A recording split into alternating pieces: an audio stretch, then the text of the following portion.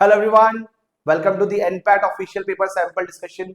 As you all know कि NPAT ने अपना ऑफिशियल पेपर लॉन्च कर दिया अपने वेबसाइट पे और पेपर सभी लोगों को देखने के लिए मिल रहा है। अगर आप चाहो तो ऑफिशियली ढूंढ के आप पेपर चेक कर सकते हो। पेपर के साथ आपको की भी शेयर किया गया है बट सॉल्यूशंस नहीं है। मैं कुंदन शर्मा, आपका maths faculty from super grades IPM team, मैं जा रहा हूं आज आपके साथ पेपर के लाइव डिस्कशंस के बारे में। बिना टाइम वेस्ट किए पेपर का डिस्कशन स्टार्ट करते हैं। पहला क्वेश्चन आपके सामने स्क्रीन पे है।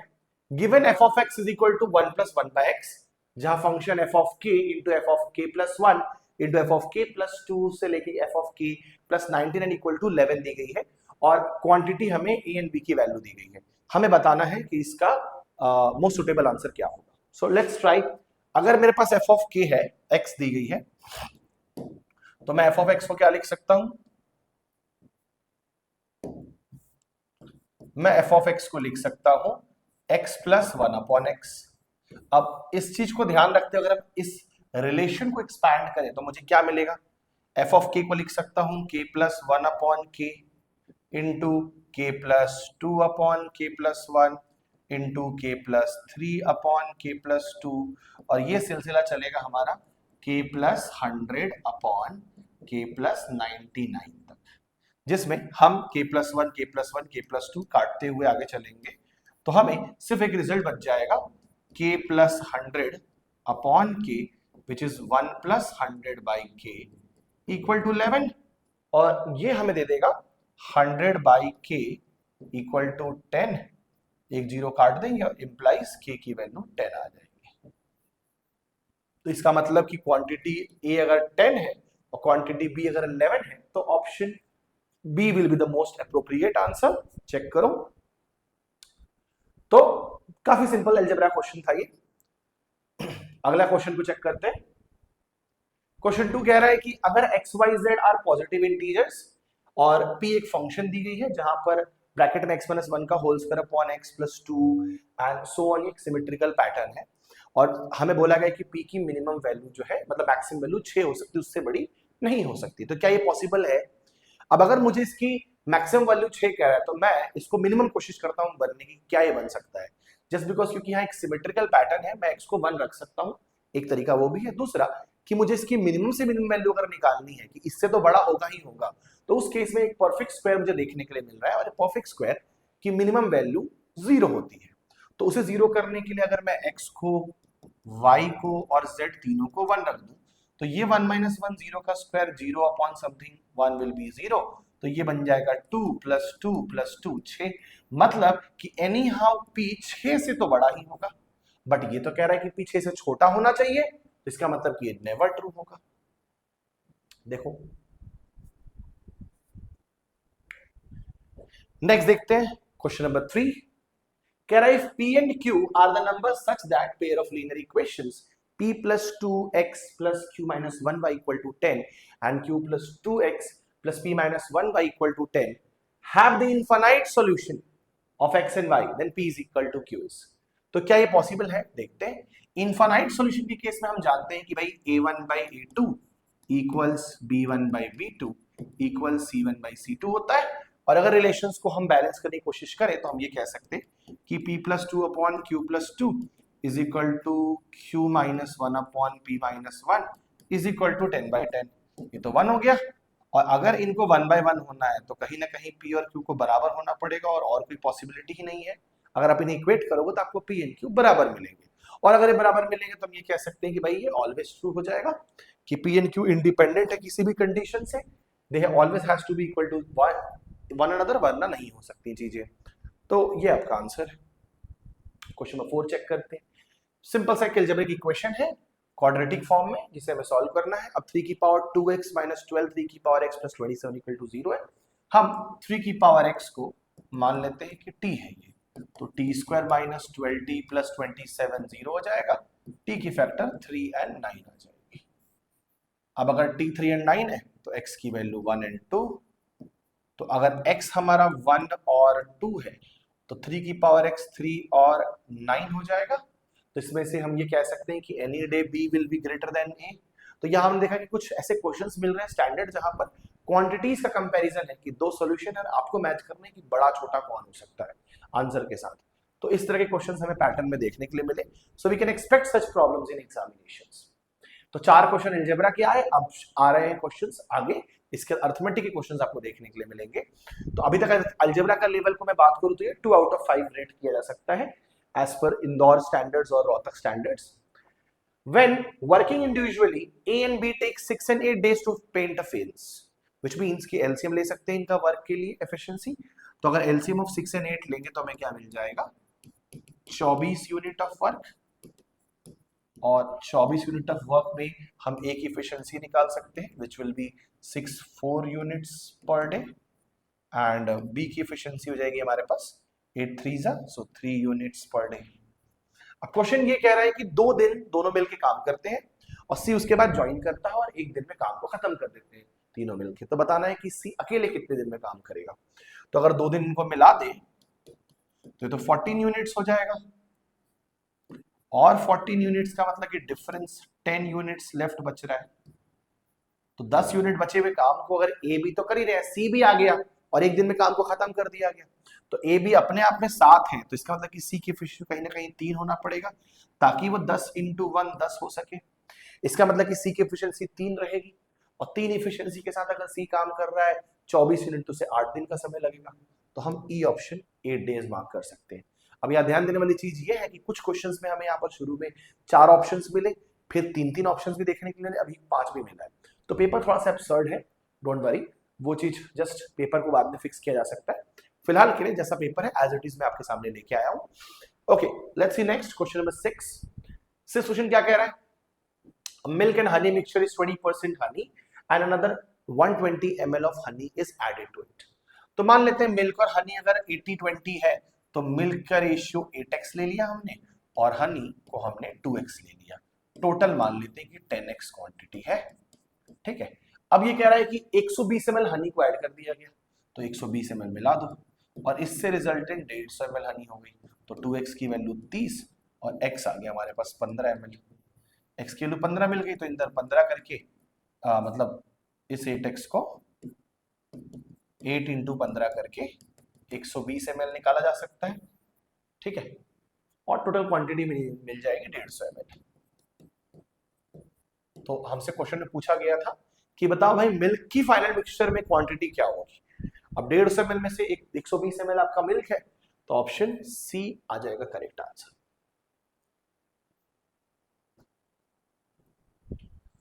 चलो अगले क्वेश्चन को देखते हैं। क्वेश्चन नंबर 7 कह रहा है A, B and C have some marbles. The ratio of the number of marbles with A to the number of with B is 2:1. And ऐसे ही फिर A और C का रेशियो दिया 1:4। हमें बताना है कि भाई C के पास जो मार्बल है वो कितना अप्रोक्सीमेटली परसेंटेज है। तो ठीक है, अगर हम A ले लें, B ले लें और C ले लें। अब A और B का रेशियो 2:1 है and A is to C का 1:4 है। बैलेंस करने के लिए इंटू 2 करेंगे तो हमें 2, 1 और 8 आ जाएगा। इसका मतलब कि इतने इतने मार्बल मिनिमम होने चाहिए as a ratio A B C के पास। तो सी के पास जो मार्बल्स होंगे वो 8 by total 11 into 100, 8 into 9.09 which is 9 8 जा 72.72% हो जाएगा। तो हम ये कह सकते हैं कि सी की पास टोटल 72.72% मार्बल्स होंगे। देखो ओके, तो अभी तक क्वेश्चंस के लेवल काफी बेसिक और सिंपल थे। नेक्स्ट क्वेश्चन क्या रहा है 8, A can draw 10 illustration in 5 days. ठीक है, तो ए 10 इलिस्ट्रेशन 5 डेज में करता है, मतलब 2 इलिस्ट्रेशन पर डे। अब बी जो है 3 गुना प्रोडक्शन कर रहा है, तो बी 10 × 3 30 इलिस्ट्रेशन करेगा और कितने दिन में कर रहा है, twice the production amount of time. तो 5 2 10 डेज में करेगा, तो ये 3 इलिस्ट्रेशन पर डे कर रहा है। हमसे पूछ रहा है कि बताओ बी कितना इलिस्ट्रेशन पर डे कर सकता है। डायरेक्ट क्वेश्चन, ऑप्शन ई सी 3 आ गया। देखो काफी सिंपल क्वेश्चन है। क्वेश्चन नंबर 9 पे आते हैं। अब यहां तक हमने 4 अलजेब्रा क्वेश्चन देखे और 4 ही हमने अर्थमेटिक के देखे। अब क्वेश्चंस ज्योमेट्री की तरफ मूव हो रही है, तो देखते हैं। राइट एंगल ट्राइंगल है साइड लेंथ ऑफ 6 सेंटीमीटर। एक राइट एंगल ट्राइंगल बना लेते हैं जिसमें ये 6 है, ये 8 है और ये 10 है। अब पहला कह रहा है volume of cone form by rotating the triangle with the side 6, तो इसको रोटेट करो। एंड सेकंड क्वांटिटी में 8 के बेस पे रोटेट करो। तो दो अलग अलग तरह के हमारे ज्योमेट्रिकल कोन्स बनेंगे। Let's see them. तो ए पे हमारा कोन कैसा बन जाएगा, कुछ ऐसा, जिसमें हमारी हाइट 6 रहेगी और रेडियस हमारा 8 हो जाएगा। ठीक है, ऐसी बी की बात करें, बी को मैं ऐसे टेढ़ा ही रखूंगा बिकॉज मैं चाहता हूं कि डायग्राम जो है वो ऐसे ही बने ताकि आपको कनेक्ट करने में आसानी हो। तो 8 आपकी हाइट और 6 रेडियस हो जाएगा। अब इनकी एरिया के वॉल्यूम क्या हो जाएगी, 1/3 पाई रेडियस 8 इंटू 8 इंटू 6, 3 2 जा 6, 8 8 जा 64, 2 जा 128 पाई। ये तो ए का वॉल्यूम आ गया। अब बी की बात करते हैं। बी में क्या आ रहा है, 1/3 इंटू पाई इंटू रेडियस हमारे पास 8 है, तो 2 बार 8 आ जाएगा, 1 बार 6 आ जाएगा। सॉरी, रेडियस यहां पर हमारे पास 6 है, 2 बार 6 और 1 बार 8, सो 3 2 जा 6, 8 6 जा 48, 2 जा 96 पाई आ गया। तो ये एक आंसर आ गया। बड़ा कौन, A. Quantity A is greater. देखो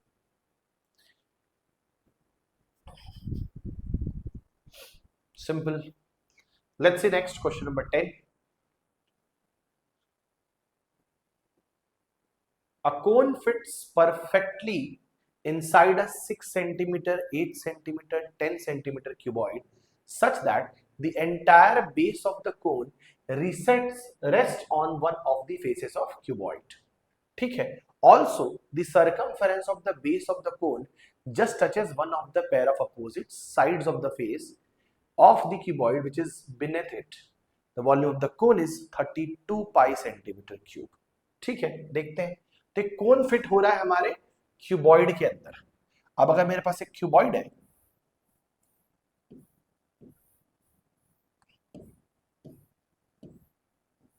ये क्यूबॉइड है हमारे पास।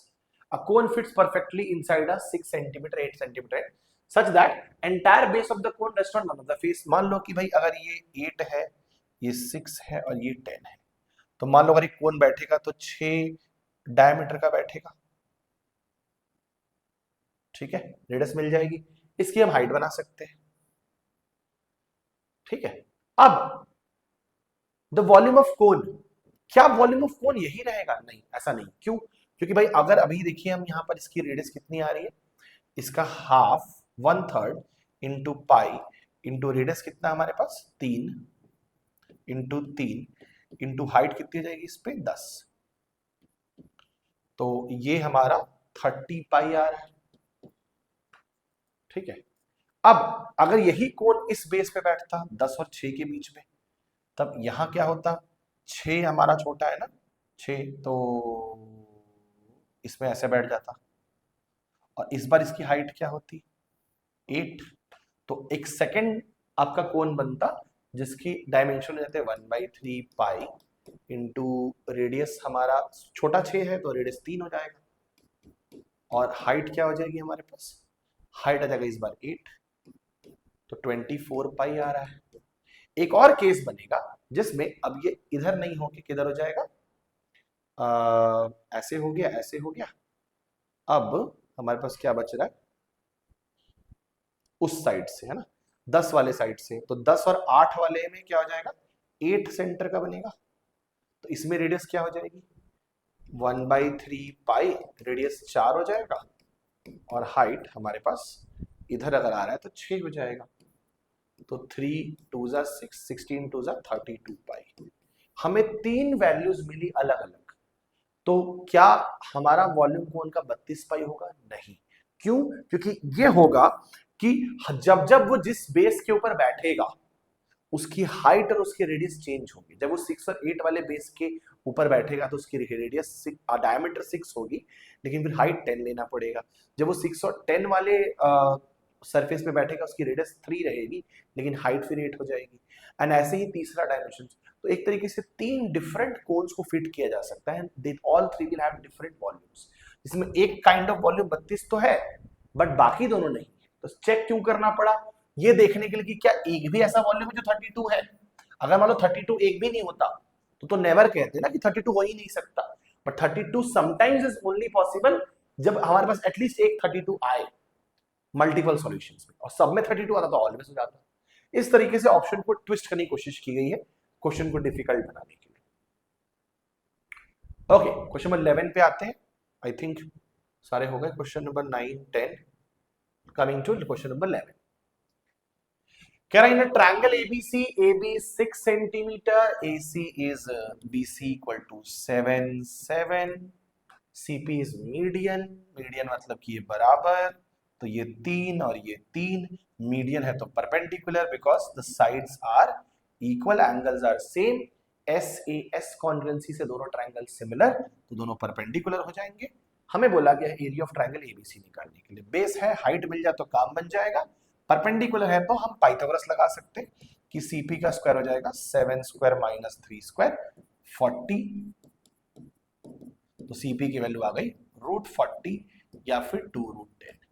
तो वॉल्यूम क्या हो जाएगा, एरिया क्या हो जाएगा, हाफ इंटू 6 इंटू 2√10, 2 से 2 कट गया, 6√10 आंसर आ गया।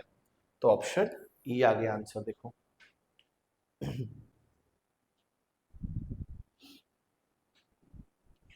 Okay, next question, question number 12 कह रहा है ABC and PQ are the two identical equilateral triangles.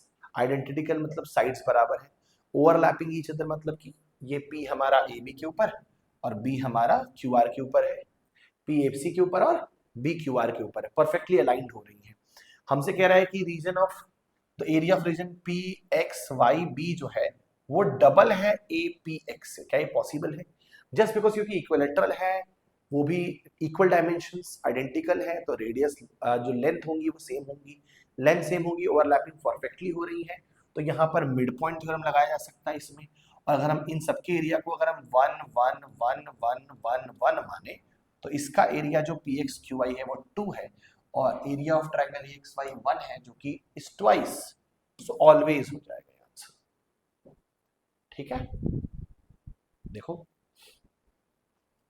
Next आते हैं क्वेश्चन नंबर डायरेक्शन 13 टू 16। तो अभी हमने 4 क्वेश्चन अलजेब्रा के देखे जो 2.5 आउट ऑफ 5 का डिफिकल्टी लेवल था। अर्थमेटिक के 4 क्वेश्चन थे वो भी 2 डिफिकल्टी लेवल के थे, 2.5। जो हमारा ज्योमेट्री था हल्का सा ट्रिकी था, एक आध क्वेश्चन जो टाइम कंज्यूमिंग लगा, तो इसका मतलब कि हम 3 डिफिकल्टी लेवल 3.5 कह सकते हैं। Coming to now next 4 questions जो कि DI पे बेस्ड है। तो इसमें क्या है, हमारे पास एक टेबल दिया गया है जिसमें बोला गया है कि परसेंटेज चेंज ओवर टाइम दी गई है कि एक साल में जनवरी से लेके जुलाई तक में क्या क्या परसेंटेज ग्रोथ हुई है बिजनेस के अंदर।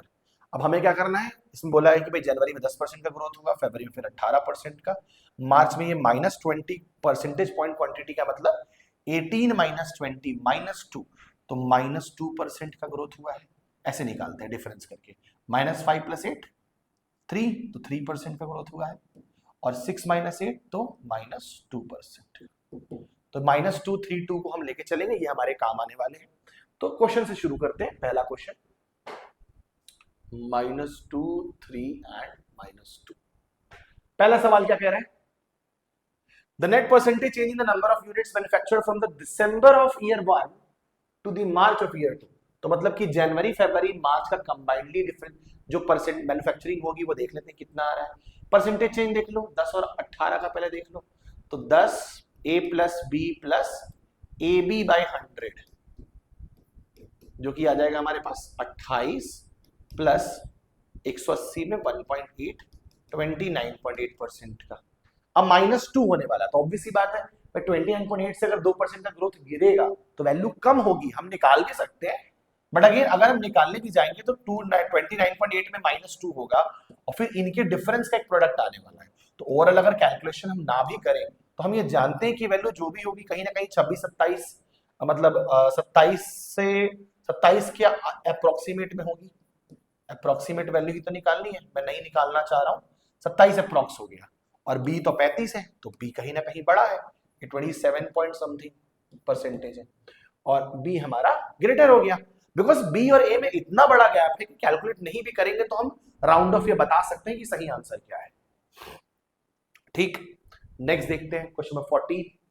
कह रहा है द डिफरेंस बिटवीन, पहले लिख लेते हैं क्वांटिटी, -2 3 -2, यही था ना, हाँ ठीक, ये परसेंटेज चेंज है हमारे पास।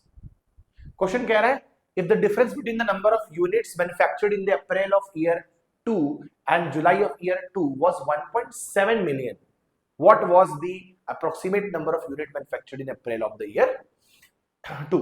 ठीक है, तो अप्रैल से हमारे पास जो चेंजेस आए हैं 3 6 फिर -2, देखते हैं कितना परसेंटेज चेंज आ रहा है। तो पहले इन तीनों को जोड़ना है एक बार, तो पहले 3 + 6 + 6 × 18/100, तो ये अप्रोक्सीमेटली कितना आ रहा है हमारे पास, 6 3 9 9.18 परसेंटेज। फिर -2 होने वाला है, तो 9.18 में -2 माइनस 9 2 ज़ा 18 18 2 ज़ा 36/100, ये आ गया 7.18 माइनस 0.18 अप्रोक्सीमेटली, तो 7% के आसपास चेंज आ रहा है पॉजिटिव। इसका मतलब कि जब मई जून जुलाई में आगे गए हैं तो 7% का ग्रोथ हुआ है।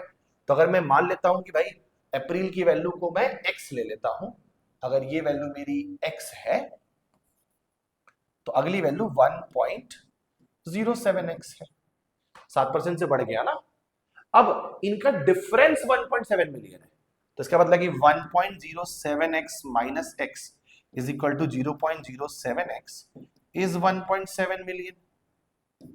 तो इसका मतलब कि x की वैल्यू क्या आ गई, 1.7/0.07 मिलियन, जिसमें डेसिमल हटा दें तो 170/7, जो कि 7 2 ज़ा 14 3 5 3 0 30 अप्रोक्सीमेटली 25 मिलियन, क्योंकि ऑप्शन में 22 क्या सीधे 25 है, तो 24 point something is like 25 million approx.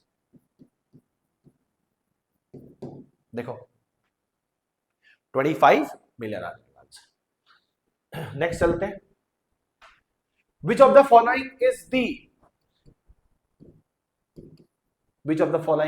is the approximate simple average monthly percentage change in the number of units manufactured from Feb to May।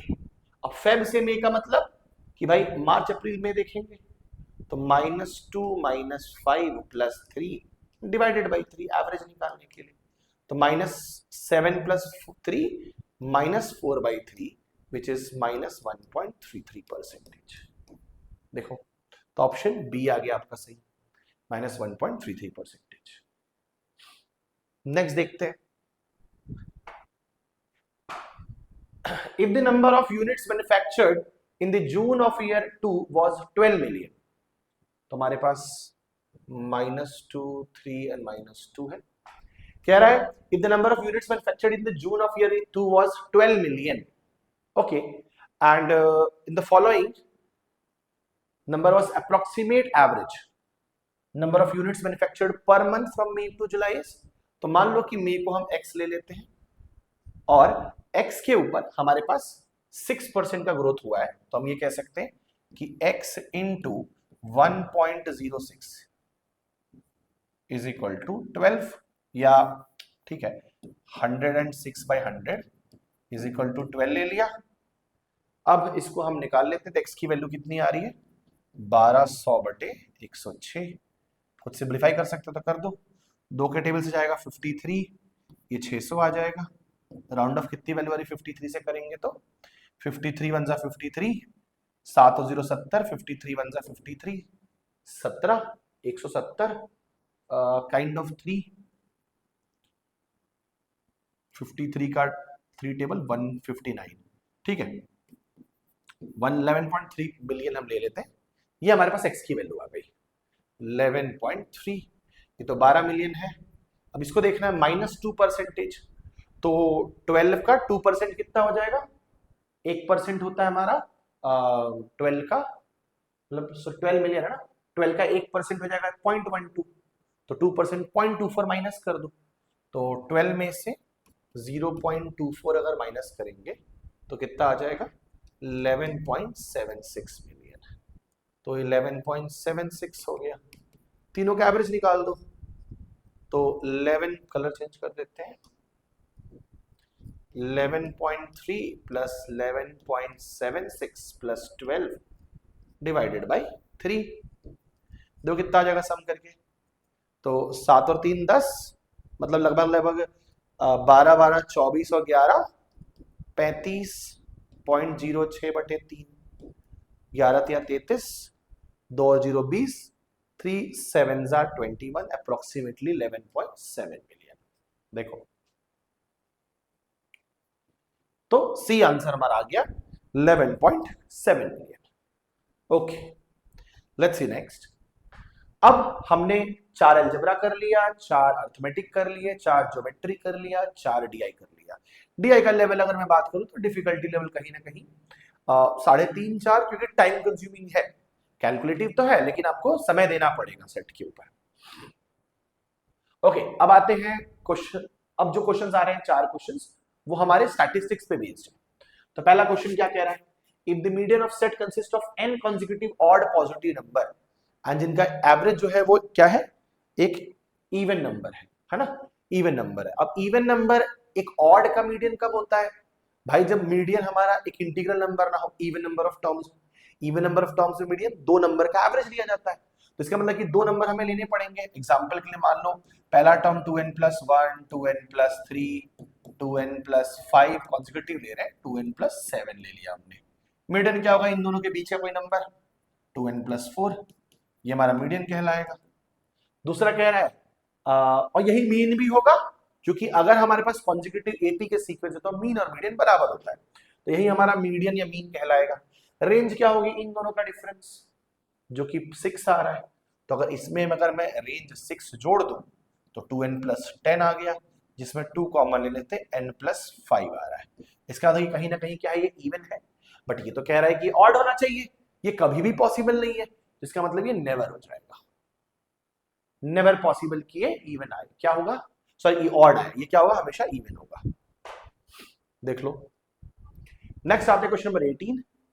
Given a and b are the positive integer a greater than b, the medians of a set consisting 5 terms a square ab b square a minus b का whole square a plus b का whole square.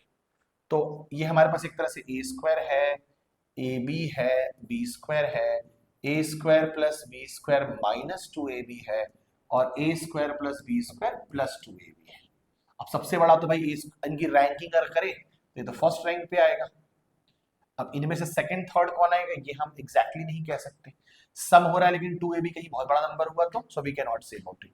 हाँ, यहाँ ये चीज कह सकते हैं कि a स्क्वायर बड़ा होगा ab से, जो कि बड़ा होगा b स्क्वायर से। अब अगर मीडियन ab को होना है तो कहीं ना कहीं इसकी ab के अरेंजमेंट को अगर ये नंबर हमारा सही सिलसिले में चले कि ये अगर छोटा नंबर है तब तो कोई दिक्कत नहीं है, क्योंकि पहले 1 रैंक पे आएगा, 2 पे आएगा, 3 पे आएगा, 4 पे आएगा, 5 पे आएगा, या कहीं अगर इससे छोटा बड़ा हो तो आ जाएगा, जिसमें मीडियन हमारी ए बी हो सकती है। जैसे एग्जांपल के लिए मान लेते हैं 3 और 2, तो केसेस ले लेते हैं। पहला केस लेते हैं, मान लो 3, 2 ए बी की वैल्यू ले रहे हैं, तो देखो इनके रिजल्ट्स क्या आने वाले हैं, एक बार चेक करते हैं इनकी पोजीशंस के हिसाब से। तो अगर 3, 2 लेंगे तो ये 3 का स्क्वायर 9 आ जाएगा, और ए बी हमारे पास 6 आ जाएगा, बी स्क्वायर 4 आ जाएगा, ए स्क्वायर ए माइनस बी का होल स्क्वायर 1 आ जाएगा, और ये हमारे पास आ जाएगा 25। तो दिख रहा है कि भाई 25, 9 और 6, तो इसका मतलब ये मीडियन आ रहा है, मतलब कि एक टाइम तो एक्सेप्टेबल है ये। बट क्या ये फेल हो सकता है, एक और केस देखते हैं। मान लो थोड़ा सा रेंज बड़ा करने की कोशिश करते हैं, 5, 1 कर देते हैं, देखते हैं इससे क्या फर्क पड़ेगा। तो 5, 1 से क्या हो जाएगा, 5 का स्क्वायर ये 25 आ गया, ये 5 1 जा 5 आ गया, ये 1 आ गया, और ये 5 - 1 4 का स्क्वायर 16 आ गया, और 5 + 1 स्क्वायर 36 आ गया। तो पहले रैंक पे, दूसरे रैंक पे, तीसरे पे और चौथे पे।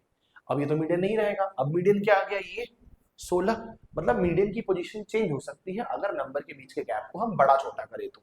And we can say sometimes it's possible A B is median, sometimes it not.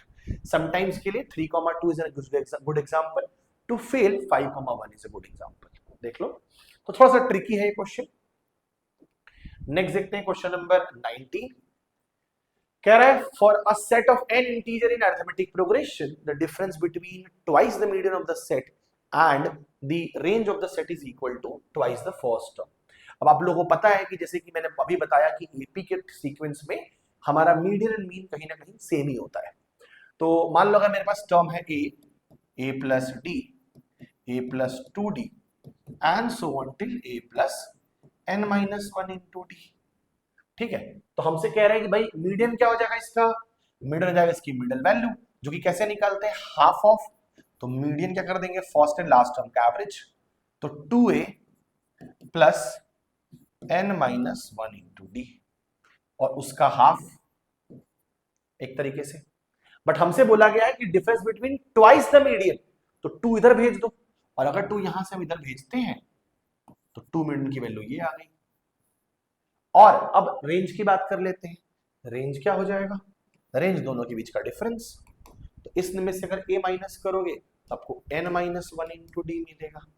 अब ये कहना चाह रहा है the difference between twice the median and the range, दोनों को माइनस कर दे, तो 2 median minus range will be 2a plus n minus 1 into D minus n minus 1 into D, ये कैंसिल हो जाएगा और 2a आ जाएगा। और यही वो कह रहा है कि भाई equal to twice the first term, ये तो प्रूफ हो गया हमने, इसका मतलब कि ऑलवेज हो जाएगा, प्रूफ हो गया तो ऑलवेज। चेक करो, अगेन है क्वेश्चन ट्रिकी, थोड़ा सा चीजों को कनेक्ट करना लेयर बाय लेयर थोड़ा सा टफ है। ओके, नेक्स्ट आते हैं क्वेश्चन नंबर 20 पे, last question. Two sets of number having median p and q respectively are combined to form a new set.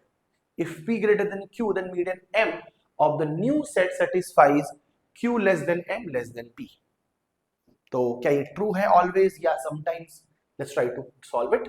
तो दो सेट ले लेते हैं, मान लो एक सेट हमारे पास ए है 1 3 5 7 9, ऐसे बी ले लेते हैं इवन नंबर का 2 4 6 8 10, दोनों की जो मीडियंस क्या हो जाएंगी यहाँ पर 5 and 6। ठीक है, अब अगर दोनों को कंबाइन कर दें तो सी क्या हो जाएगा हमारे पास 1 2 3 4 5 6 7 8 9 10, और यहां मीडियन कहां रहेगा 5 और 6 के बीच में, विच इज 5.5, तो टेक्निकली ये होल्ड्स ट्रू, ये तो ट्रू हो गया, तो एक बार के लिए तो ट्रू है। अब हम इसे काउंटर करने की कोशिश करेंगे, क्या इसको हम काउंटर करके फेल करा सकते हैं? फेल कराएंगे तो समटाइम्स, नहीं करा पाए तो ऑलवेज।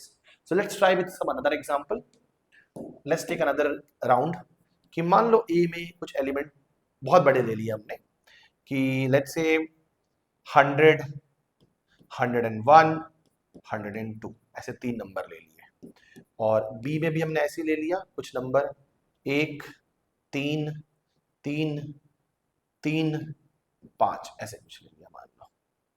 ठीक है, ताकि इनका मीडियन 3 और इसका 101। So let's combine them, combine करेंगे तो इसमें सी क्या आ जाएगा मेरे पास 1 3 3 3 5 100 101 102। हम कोशिश ये कर रहे हैं कि किसी तरीके से इसकी इनइक्वालिटी में कहीं इक्वेशन आ गया, इक्वल टू आ गया तो फेल हो जाएगा। तो हमने टर्म को बढ़ा, क्योंकि टर्म पे इसने सेट नहीं किया था कि टर्म बराबर ही लेने हैं, इक्विवेलेंट नंबर ऑफ टर्म्स लेने, ऐसा कुछ इसने नहीं कहा था। ठीक है, तो हमने क्या किया, एक जगह ऐसा केस बनाया जहां नंबर बहुत ही बड़े हैं, एक्सट्रीम बड़े हैं, और एक जगह नंबर बहुत छोटे हैं। तो इसमें क्या होगा कि भाई ये जो छोटा वाला केस है ये कहीं ना कहीं अपनी बाउंड्री लाइन कहाँ खींच देगा, ये हमारा 3 पे, और ये तो हमारा बी के ही मीडियन के बराबर हो गया। तो यहां से हमें केस मिल गया कि भाई Q equal to M less than P।